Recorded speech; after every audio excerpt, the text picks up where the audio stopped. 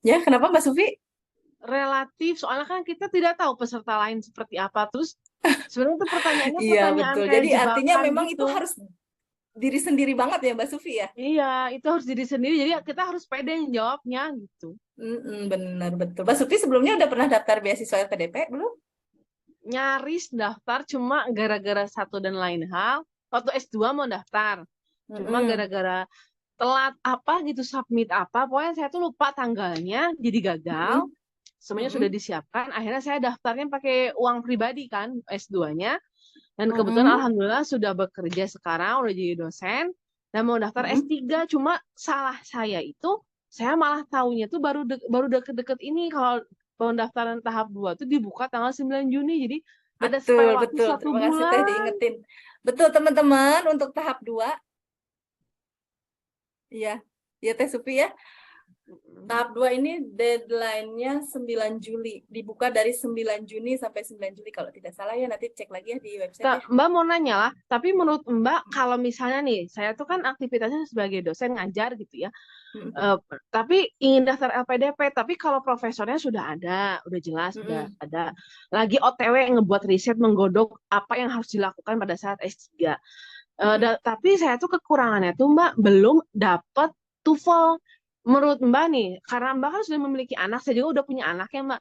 Kira-kira Mbak Mm-mm. dalam waktu sebulan ini untuk mengejar TOEFL 530 ITP itu sanggup nggak ya Mbak ya? Aduh, Masya Allah. Em, Pertama Mbak Sufi harus ikut ini dulu. Udah ikut TO belum? Hari ini mau ikut, hari ini setelah Ah, ini ah. setelah Kalau ini. kalau di IELTS, saya nggak tahu ya kalau di TOEFL tuh. Kalau dulu tuh di IELTS itu ada standarnya, misalnya 2000 jam latihan itu bisa menaikkan berapa poin gitu. Cuman naikin Hmm. 0,5 poin itu misalnya 2000 jam atau 100 jam, saya lupa tepatnya berapa. Nah, Hmm, tapi kalau gitu. memang di TOEFL ini nanti hasil TO-nya ya Teh Supi ya, coba Mm-mm. di apa dianalisis mana yang menjadi kelemahan dan mana yang jadi kekuatan. Nah, misalnya yang kekuatannya di grammarnya, di structure dan writing expression itu di yang dua ya, yang dua. Mm-mm. Ya udah fokus di situ Teh. Nanti Teteh fokus belajar latihan-latihan soal sama dari YouTube. Oke. Ada YouTube-nya Adrian Permadi, itu bagus banget ngebahas trik-trik cepat untuk menjawab yang structure and written expression. Tapi kalau misalnya Oke. di listening ya udah dibanyakin latihan listeningnya dan itu Hmm. diukur Teh. Jadi Teteh harus membuat kayak tabelnya gitu. Kalau S1 dulu setiap kali TO dibikin tabel. Jadi supaya kita lihat progresnya apa. Progresnya gimana. TO-nya Oke. itu benar-benar TO. Kita kan banyak tuh research di YouTube dimanapun banyak lah, kita ambil bahan-bahan dari situ terus langsung latihan. Tes Hmm, Supi ya. kalau memang nanti skornya masih di bawah 500 pada saat TO, mohon maaf mungkin untuk sebulan ini masih kurang waktunya. Tapi kalau Tes Supinya setiap hari bisa mengalokasikan 8 jam per hari, kan nggak Hmm. mungkin ya kalau 8 jam ya. Oke ya. Nanti sepertinya memang nggak apa-apa nanti tahun depan, tapi persiapannya udah matang banget nih di 6 bulan ini. Iya, iya Nanti ngerti kalau Mbak. mau tanya-tanya tentang S3 boleh langsung nanti ke Teh Endah ya yang materi Oke, materi siap, selanjutnya. siap. Makasih ya, Teh. Oke? Oke, Ya, kita lanjut dulu ya. Kasih ya, ya, Mbak Supi ya. Tessa, ada kan. pertanyaan Apa tuh sayang? dari Kak Muhammad Ikhwan. Cara Heeh. membagi waktunya bagaimana, Mbak, dengan pendidikan Masya anak, Allah. dengan pendidikan anak juga dan family time Masya Allah. Ya, bagian memang luar biasa. Mas siapa tadi yang nanya? Mas Iwan. Ikhwan. Jungkir balik, Mas. Saya Tapi saya tipe orang yang tidak bisa apa ya, harus kalau udah mau gitu, harus gitu dan terorganisir. Saya bagi 24 jam saya menjadi 3 prioritas. Namanya kandang waktu, Mas. Waktu itu saya diajarin waktu ikut ibu profesional sama Bunda Safety, kita itu nggak bisa meraup semua ilmu. Kita harus fokus ke minimal dalam 24 jam itu kita bagi 3 kandang waktunya itu. Jadi saya buat kandang yang pertama, kita sebagai hambanya Allah. Oh iya, sorry. Ini yang 3 ini di luar sebagai ibadah kita goir mahdoh ya. Ibadah mahdoh ke Allah ya. Ini yang ibadah goir mahdahnya, yang 3 ini. Yang pertama, sebagai apa nih? Saya sebagai istri. Saya alokasikan di 24 jam saya ini, misalnya nih kalau saya bagi dari jam 4 pagi. Misalnya dari habis subuh sampai jam 6 pagi, karena saya berangkat kerja jam 6 pagi, itu waktu bersama suami.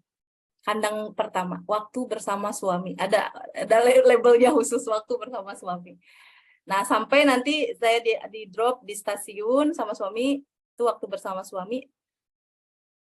Setelah itu, saya lanjut, kalau misalnya lagi baik ya, lagi soleh, itu saya lanjut dengerin kajian tentang pernikahan, Mas. Supaya pemahaman kita terhadap pernikahan itu lebih banyak gitu. Di kereta, sambil dengerin di kereta. Kalau lagi solehah.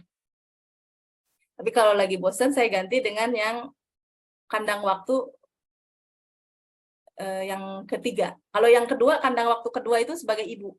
Nah, jadi saya alokasikan dari 24 jam itu, yang waktu bersama anak-anak itu dari jam 5 sore sampai jam 9 malam. Itu fokus di situ waktu bersama anak. Ada waktu bersama kakak, ada waktu bersama adik. Sendiri-sendiri, ada waktu bersama-sama. Kalau weekday ya, dari Senin sampai Jumat. Kalau weekend beda lagi, ada penjadwalannya khusus. Nah, terus yang ketiga, waktu untuk diri sendiri nih, aktualisasi diri. Ini memang paling banyak karena kerja kan ya. Dan kerja ini saya niatkan untuk 3 hal. Learning, sharing, networking. Jadi saya kerja untuk belajar memanage waktu, belajar mendapatkan tanggung jawab, dan lain sebagainya. Belajarlah di kantor itu. Alhamdulillah, Allah tempatkan di tempat training yang itu tuh, kalau misalnya kita ngundang penceramah, kita dapat gratisan ilmu gitu. Alhamdulillah. Terus yang kedua untuk sharing. Kita ketemu sama teman-teman, sharing bagaimana pengalaman dan lain-lain. Yang ketiga tentunya untuk networking. Saya ingin memperbanyak teman supaya nanti kalau meninggal banyak yang doain. Networking. Jadi saya niatkan yang aktualisasi ini 3 hal itu yang prioritas ya. Jadi dari jam berapa tuh? 7:30 sampai jam 5 sore. Bahkan kalau lagi di kereta tuh dari jam 4, saya kalau lagi solehah, saya dengerin kajian tentang mendidik anak. Jadi atmosfer ketika ketemu anak tuh setelah mendengar kajian pendidikan anak itu, misalnya dengerin Aisyah Dahlan dan lain-lain. Ketemu anak tuh udah energi positifnya udah ada, insya Allah. Kalau lagi solehah ya. Kalau lagi nggak solehah ya nonton drakor di jalan. Gitu Mas Ikhwan. Jadi saya bagi 24 jam saya menjadi 3 prioritas.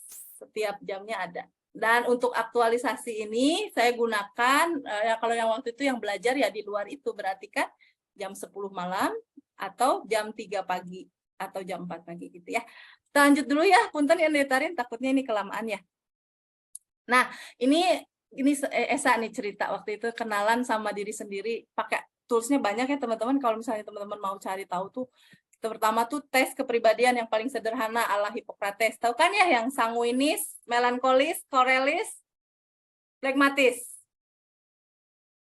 Oke, nanti kalau ada waktu kita akan tes ya, siapa yang korelis, siapa yang flegmatis. Nah, terus MBTI, DISC, tes potensi yang dari BPKP.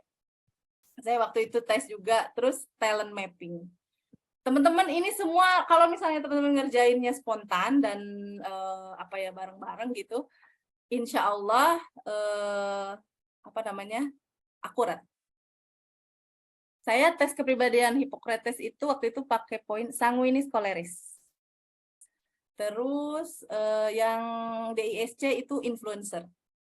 MBTI itu kampanyer tukang kampanye ya. Terus yang tes potensi PPKP itu kemampuan komunikasi yang paling kuat.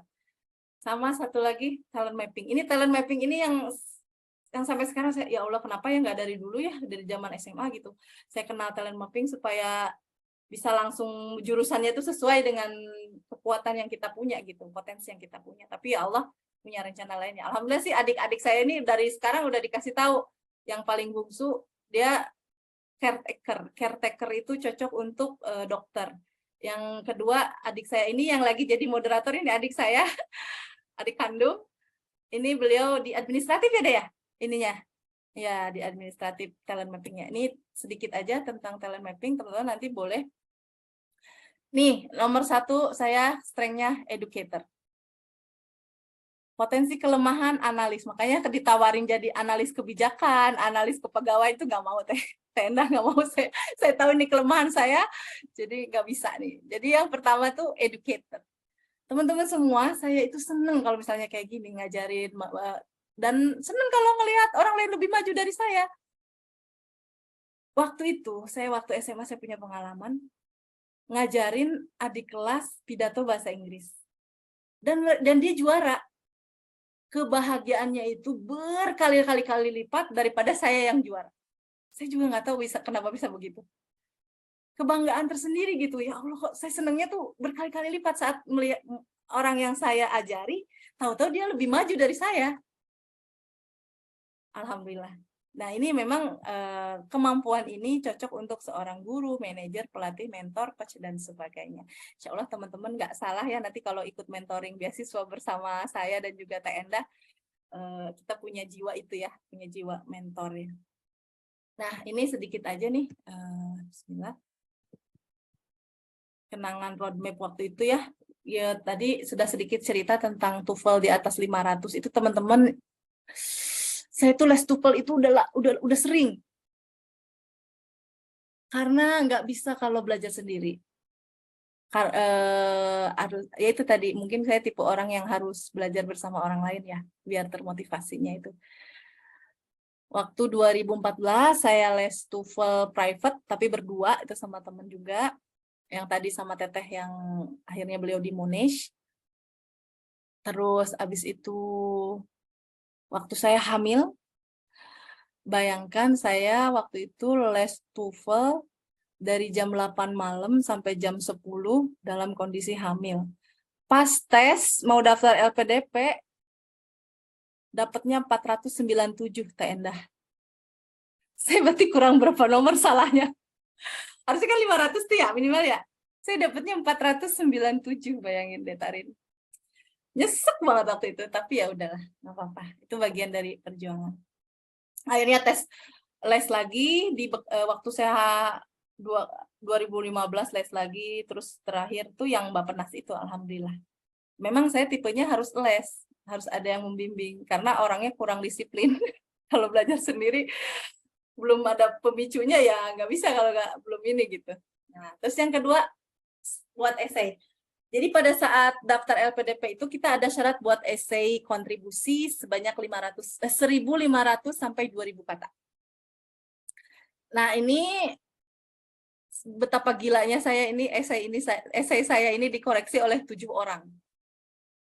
Jadi dari pertama brainstorming ide, saya dikoreksi oleh 7 orang yang itu teman-teman lah ya, Masya Allah, dan juga atasan saya, termasuk mentor saya yang Widya Iswara itu, Masya Allah deh. Mereka luar biasa perannya, mengoreksi esai dan lain-lain. Detarin kalau waktunya udah habis, diingetin aja ya. Masih ada ya? Oke. Nah, selanjutnya yang belajar TBS nih, waktu itu saya intensif belajarnya di kereta. Jadi sambil berkendara di kereta, saya sambil belajar TBS, sama malam-malam kalau jam 9 sampai jam 10. Jadi saya sudah kondisikan tuh ke anak saya. Kakak, ini mama waktunya belajar ya. Belajar TBS. Dan belajar TBS-nya pun ada ininya, ada apa sih milestone-nya gitu. Hari ini belajar apa? Dijadwalin. Kalau nggak dijadwalin kan kita nggak semuanya kan TBS itu tes bakat skolastik semacam TPA. Ada yang verbal, ada yang kuantitatif, ada logika, sama kalau LPDP ditambah sama kecukupan data. Nah, itu pengumuman TBS, alhamdulillah lolos, lanjut dengan persiapan wawancara. Waktu itu mock-up interview sama mentor yang di LAN, yang Widya Iswara, dan juga sama mentor yang dari Titik Asa tadi. Mock-up interview. Dan keluar pertanyaannya pada waktu mock-up itu. Kayak contohnya tuh dosen Widya Iswara saya nanya gini, kamu kenapa milih dalam negeri, kenapa nggak luar negeri aja? Itu keluar. Terus kenapa beasiswa LPDP, gitu-gitulah ya, banyak. Ya, oke, kita banyakin itu ya tanya jawab ya. Bismillah, itu saja dari saya.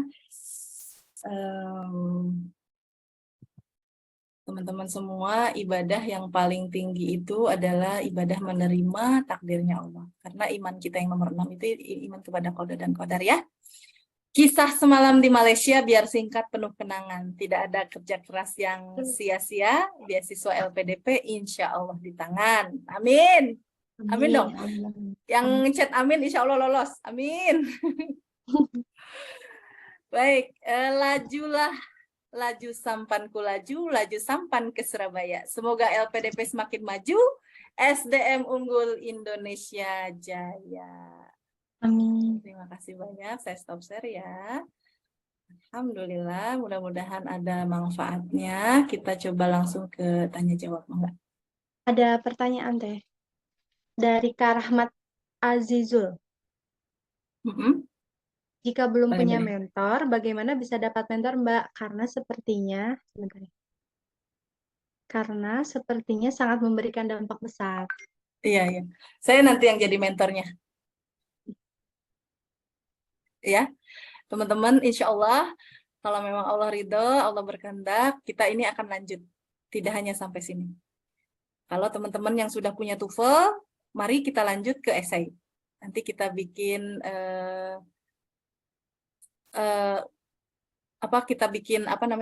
kita bikin mentoringnya, lanjut untuk koreksi esainya. Jadi grupnya insya Allah nggak dibubarin ya. Nggak apa-apa ya kalau grupnya nggak dibubarin. Ada Ya, pertanyaan. mumpung saya belum kuliah. Nah kalau titik asa, saya nggak tahu tahun ini ada atau enggak ya, karena yang penyelenggaranya sudah mulai sibuk kuliah waktu itu. Nanti mudah-mudahan bisa kolaborasi lah dengan teman-teman dari titik asa untuk mengundang pas mock up interview atau pas belajar TBS bareng ya. Ya, mudah-mudahan kayak gitu. Ini yang teman-teman setuju, kita lanjut. Boleh komen ya di chat ya. Nanti ada pertanyaan dari Dr. Mita. Gimana? Apakah titik asa memiliki program yang bisa kami ikuti secara intensif dalam mempersiapkan diri dalam pendaftaran proses LPDP? Tadi udah dijawab. Yang titik asa sekarang penyelenggaranya yang tadi. sudah mulai pada kuliah. Nanti mungkin paling saya kolaborasi dengan foundernya untuk membantu proses di mentoring yang kita buat ini. Dari kelas lanjutan ini akan ada kelas mentoringnya. Nah, bagi teman-teman yang belum punya TOEFL atau belum nilai TOEFL-nya masih di bawah 500, nanti saya sediakan kelas gratis 2 pertemuan untuk belajar basic TOEFL itu ya. Itu yang disponsori oleh acara hari ini ya, Mayelin Institute. Mbak Eva ini luar biasa, beliau mau berkenan dengan teman-temannya yang sudah berpengalaman mengajar di luar negeri dan di dalam negeri ya. Insya Allah. Mudah-mudahan Allah berikan kelancaran untuk nanti kita pertemuan selanjutnya ya. Mudah-mudahan di minggu depan lah ya, 26, 27. Untuk yang kelas TOEFL yang basic. Tapi khusus untuk mereka yang di bawah 500 ya. Kalau yang udah di atas 500, itu udah bisa mandiri untuk tes langsung ambil yang ETS. Yang resmi yang diterima oleh LPDP. Ada pertanyaan lagi nih? Ada dari Katri Ramadan. Izin kakak, kemarin saya sudah ikut gelombang 1 dan sudah diwawancara. Masa-masa menunggu pengumuman. Pengumuman yang dilakukan apa saja kak? Waktu dulu teteh. Menunggu pengumuman. Masa-masa waktu menunggu pengumuman. Doa itu masih diberikan kesempatan pada saat kita menunggu pengumuman. Karena gini, saya berkeyakinan gini. Yang memegang hati-hati pewawancara itu kan Allah. Dan gini, dan kita itu dari awal sudah ada garisnya. Kalau memang kita lolos, kita pasti lolos apapun yang terjadi. Saya kan waktu itu mau wawancara deg-degan. Wah, bayar. Suami saya bilang gini, tenang, hasilnya udah ada kok. Allah sudah tahu hasilnya, nggak usah khawatir. Yang bikin deg-degan kan kita takut nggak lolos kan? Tapi kalau kita pikir, oh ya, nah kan kalau nggak lolos pun ya berarti itu nggak ada dalam map perjalanan takdirnya kita gitu. Beasiswa LPDP nggak di kita. Mungkin nanti di yang lain, oh ya saya punya kalender beasiswa ya, kalau misalnya nanti teman-teman mau, ada kalender beasiswa yang lain, nggak cuma LPDP doang. Jadi waktu itu saya memang nggak nyiapin LPDP doang loh, nyiapin yang lain juga, karena kita nggak tahu rezekinya di mana. Apakah itu di LPDP, apakah itu di NZAS, apakah itu di AAS, atau ada di Hungaria misalnya. Saya ada kalendernya, tapi itu kalender yang masih lama lah. Nanti teman-teman bisa search lah, ada sekitar 16 beasiswa ya, saya bikin di Excel. Terus ada timelinenya gitu, daftarnya kapan, apa-apanya. Nanti untuk lebih lanjutnya bisa cari lebih detail ya. Nah, terus apalagi? Tadi, oh ya, berdoa ya. Sama saya tuh banyakin tawakal aja sih. Ya udah percaya aja sama Allah, husnudzon aja sama Allah. Kalaupun nggak lolos, Allah pasti kok ganti dengan yang lebih baik. Itu aja. Teman-teman bayangin ya, saya itu kan pilihan pertamanya UI. Kan daftarnya tanpa LOE. Saya UI-nya nggak lolos. Saya daftarnya di IPB, alhamdulillah di IPB keterima. Jadi, apa ya? Ya, tapi tuh ketika kita nggak lolos pun, saya minta kan supaya bangkit kembali, dan bisa meraup hikmahnya gitu. Ya alhamdulillah ternyata di IPB malah lebih sesuai dengan yang kita pengen loh, yang kita butuhkan. Di IPB 2 tahun, sementara di UI 1,5 tahun, saya pengennya 2 tahun biar saya libur kerjanya 2 tahun kan. Karena beasiswa LPDP ngasihnya 2 tahun, ya udah manfaatin aja gitu. Terus abis itu di IPB itu ternyata ada field trip ke luar negerinya di semester 3. Wah, itu kan pengen ya. Terus di IPB itu ternyata ada jurusan yang ada mata kuliah manajemen investasi dan portofolio, digital banking, yang itu tuh sekarang lagi pengen saya pelajari untuk nantinya diterapkan ke kelola uang kita nanti kalau saya pas ngajar di kelola uang kita gitu. Dan luar biasa di sana itu atmosfernya udah atmosfer kontribusi gitu. Teman-teman dari lembaga juga dari LPDP IPB itu bagus programnya, ada program mengajar anak SD sekarang yang lagi launching. Ya, Teh mangga lanjut pertanyaan lain. Ada lagi pertanyaan dari Teh Likma. Teh, apa tips menentukan jurusan untuk S2? Ya betul. Setuju. Gini, dulu pada saat belum ada proyek keluarga kelola uang kita, itu saya nggak mau ngambil HRM, Human Resource Management, di New Zealand. Saya pengen banget di Auckland University, sama kalau nggak di Wellington kalau waktu itu e-governance. Nah, tapi bikin tesisnya itu, maksudnya rancangan sinopsis penelitiannya itu masih ngawang gitu. Karena mungkin tadi ya, karena kita belum ada, beda dengan ketika saya udah nemu kelola uang kita tuh, aduh saya butuh banget nih ilmu ini gitu. Jadi mungkin Neng Ikma harus mencari tahu nih, peran kita sekarang apa, terus ada gap nggak antara pengetahuan yang harusnya kita miliki dengan yang belum kita miliki. Itu ada gap keterampilan atau gap keahlian, gap pengetahuan. Nah, itu gap itulah yang nantinya akan jadi jurusan kita. Nanti mungkin Teh Endah akan lebih bahas tentang jurusan ya Teh ya. Bagaimana menentukan jurusan.